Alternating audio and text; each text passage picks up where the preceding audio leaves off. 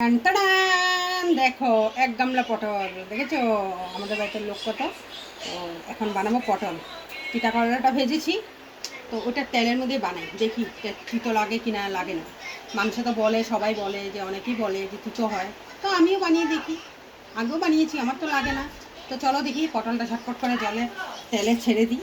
জল বলে দিয়েছি, সরি। এই ছেড়ে দিলাম। তো আমি এখানে অল্প করে নুন দিয়ে দিচ্ছি, তা মজবে। নুন দিয়ে দিচ্ছি অল্প করে। তো এখানে হলুদ গুঁড়ো দিয়ে দিয়েছি, ভাজা হবে, লাল লাল করে ভাজাটা হবে। দেখো অনেক দিন পরে মার বাড়িতে এসে রান্না করছি না, ভালোই লাগে। মা বলছে আমি করবো, বদিও বলছে না করতে হবে না, বলছে না এসেছি যখন করিয়ে দিই রান্নাটা, মার আর বদিরও একটু হেল্প হবে। তো হয়ে গেছে, এখন আমি এটাকে ঢেকে দেবো।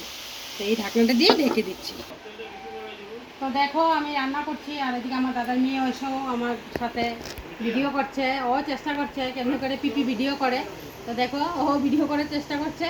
স্কুল থেকে এসে স্নান করে এখন ভিডিও করছে, ভাবছে দেখি পিপির মতন পারি কি না।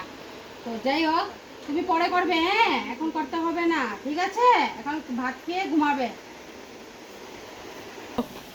তো দেখো হলুদ গুঁড়ো, লঙ্কা গুঁড়ো, জিরে গুঁড়ো, নুন, আদা সব দিয়ে দিয়েছি। দিয়ে এখন মশলাটাকে ভালো করে সাতলাচ্ছি।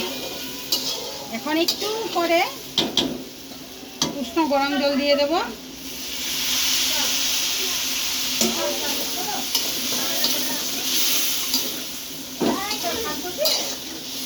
এখন হবে, আরো হবে এটা। এখন আমি ঢেকে দেব, ঠিক আছে।